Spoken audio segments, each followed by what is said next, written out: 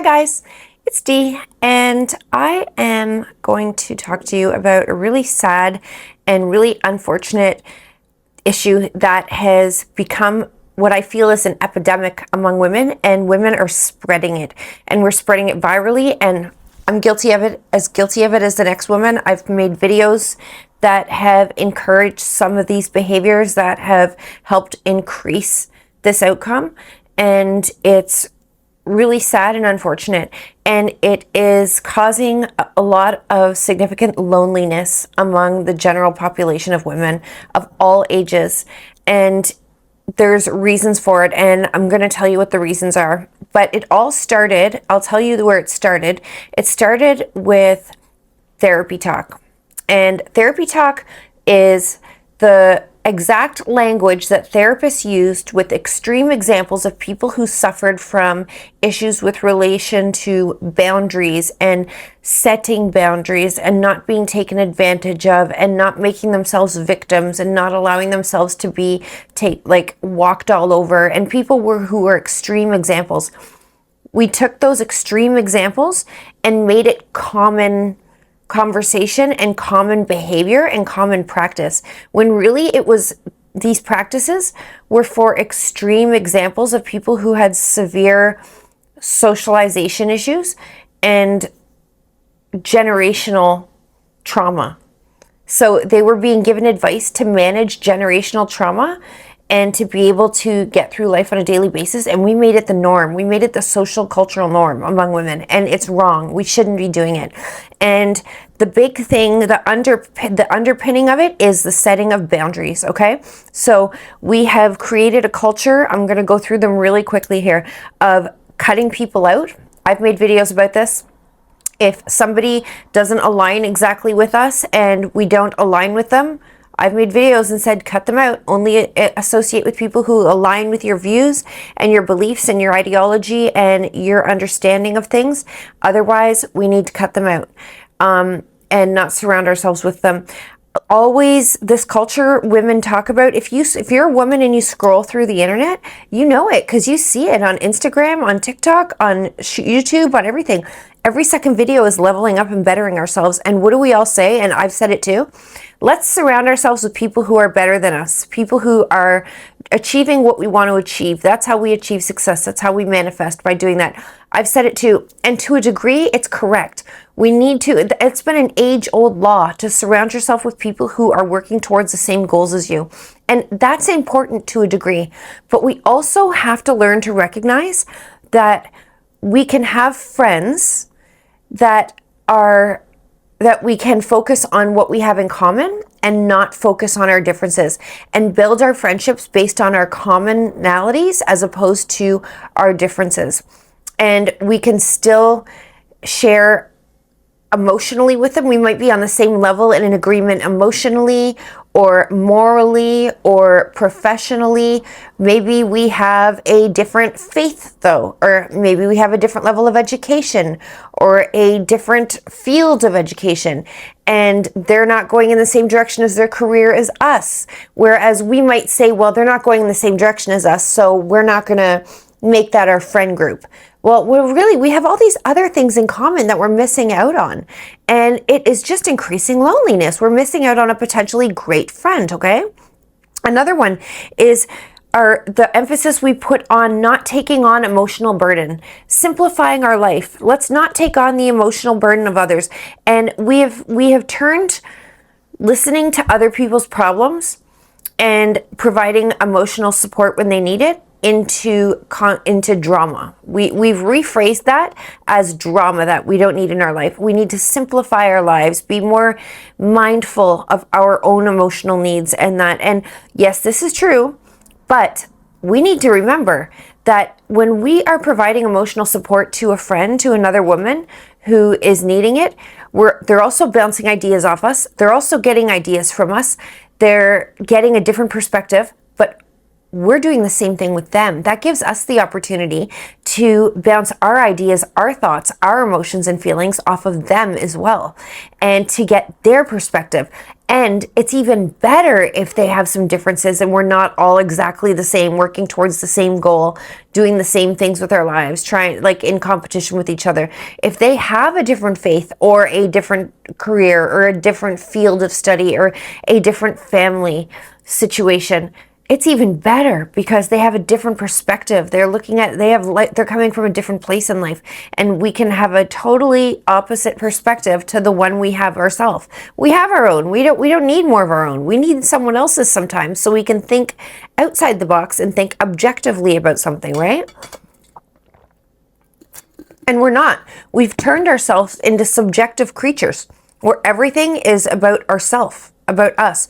Very self-motivated, subjective creatures doing everything to just improve ourselves, make life better for ourselves, focus on ourselves, concentrate on ourselves, pour into ourselves, like care for ourselves, self-care, all of this. We've just made it too big. And although it was important and we needed it, and especially we needed it after the pandemic, we went overboard. The women, I don't know about the men because I don't get the information on the men's feeds, right? Our feeds are fed to us, of course, based on the algorithm and based on our gender, our age, our interests, what we search, all our Google searches, all of that, right? So it gets fed to us. So I know what women get, okay?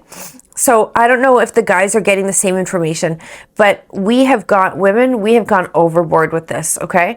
We need to not only pour into ourselves, we need to pour into outside of ourselves, into our support systems, into building support systems, into our friendships, into our intimate relationships with not just our intimate partners, but with our friends, and have intimate friendships that we can share personal information with, talk about our marriages or our relationships, have girls to bounce ideas off of, to get perspective off of, to have girlfriends to say, whoa, sister, like, you're in over your head and you're not seeing it, or to say, like, this guy's giving you all red flags and you're missing it, or you're focusing on all the bad, but look at, he did this and this and this, and these are all unique qualities. Not all guys do these things. Or about work, or about everything in life. Like, to be able to give you advice. Try this with your kids. Try doing that. This worked with my kids. Maybe it'll work with yours.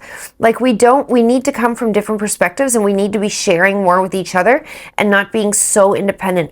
The other issue is we have focused so much and put so much emphasis on being totally independent and being able to self-soothe and self-care and self-potentiate and self-initiate and self-everything, when really we need more of other people's perspectives and other people's experience to balance us out a little. Because if all we are is what we have learned, then where are we going to get the information that we don't know? Where are we going to get the perspectives that we don't have?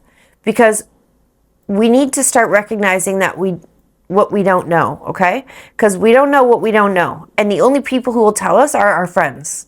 They'll tell us, you're being an idiot. You're making a mistake. I'm your friend, and I'm telling you as a friend, I love you, but you're doing something wrong. You're making a bad choice here. We need that. If we have no one to tell us that, we're just completely subjective beings, and it's a mistake. We're missing out big time. The other thing is the cost of living, okay? The cost of living has made it so expensive. It's expensive to socialize. It's expensive to go out. It's expensive to be able to go. You can't just go out to dinner or go out for drinks with girls or go out for coffees anymore. Like, a coffee's $10 half the time. Like, that hasn't helped, okay?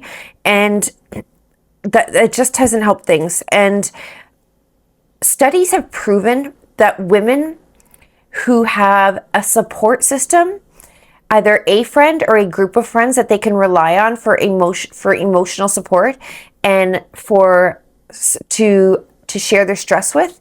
And this is proven, this is scientifically proven. And if I can find the studies, I'll link it, but there's a few of them, there's 4 of them. They proved that these women will live longer than the women who have lived in solidarity, and women who have lived without a close-knit friend group and without that core group of friends. We need that core group of friends that will, like, slap you in the face and tell you you're going in the wrong direction, or to say, keep going, don't give up. Like, on our bad days, they will come and, like, throw your clothes at you and say, get your ass out of bed, get up, we're going for a walk. Like, you've been miserable for too many days. Like, it's a breakup. Get over it. It's time to move on. We need friends. We need people to help drag us out of our bad times, help support us in our good times. And we need to be able to do the same for them, because part of being a full, complete person is giving and being an emotional support and providing our experience and knowledge to other people. And sure, we're doing it on the internet, more and more of us, and I do it too, but we could be benefiting people and growing intimate relationships that are like mutual, beneficially sharing relationships that are really going to help us, that aren't one way and unilateral, okay? We need to be able to be alone. We need to be able to manage our own emotions, to make independent decisions, but we need to recognize the significance that community plays in our culture, and it has throughout history. And throughout history, we've always emphasized the need for community. Nobody has been able to do it alone. Nobody can function completely alone without a support system. And although we have taught ourselves how to do it, we're not doing well, girls. We're not doing as well as we think. Sometimes we're oversharing online. Sometimes we are dealing with stress, crying ourselves to sleep. Sometimes we're sitting here I'll find myself sitting here studying way too many nights on the weekend, and it hasn't crossed my mind to try and make some friends to go out. Now, I have to tell you, I've made an effort. In the last year, I've been making an effort, and I've told you that in my videos before. I go out by myself, I go out alone, I do stuff. I went out with some friends last night, and it was a great time, and I met people. I met people, and it was great. It was so much fun. I met some girls, actually, and I met some guys. I just met a group of people, and I had a great time. And I went out with a few friends that I haven't seen in a long time, and they called me at the last minute, and we went, and it was such a good time. And I was like, I miss this so much. Like, it was so nice to sit and talk with girls and just talk shit with girls. And we're missing out on that. We are spending so much time being so self-motivated that we're missing out on being motivated towards making other people's lives better and towards allowing other people to help us. Being able to accept help and support is a huge part of our personality and a strong character trait that we need to further develop, because we're not good at it. And as women, we are not good at it. And when we're not good at it with women, we're not going to be good at it with men. And that means we're not having open and sharing relationships with anyone. We're closing ourselves off, and we're not allowing other people in. We're building walls around ourselves, and these walls are getting awfully high and awfully tight. So girls, I just wanted to make this video. This one's for us.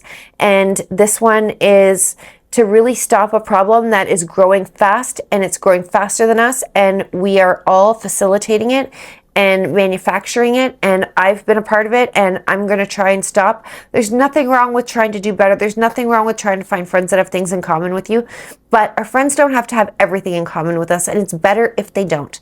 It's better friendships, it's better relationships, it's better objectivity, it's better sharing, better learning, better growing together, and better life experiences when we experience things from different perspectives, and we can share what we both got from it and learn from each other. So anyways, that's the video, guys or girls, and I hope it was helpful. Don't forget to share this video with someone. If you have a friend you haven't talked to in a long time, send this video to them and share it with somebody. Share it and give me a like or a thumbs up.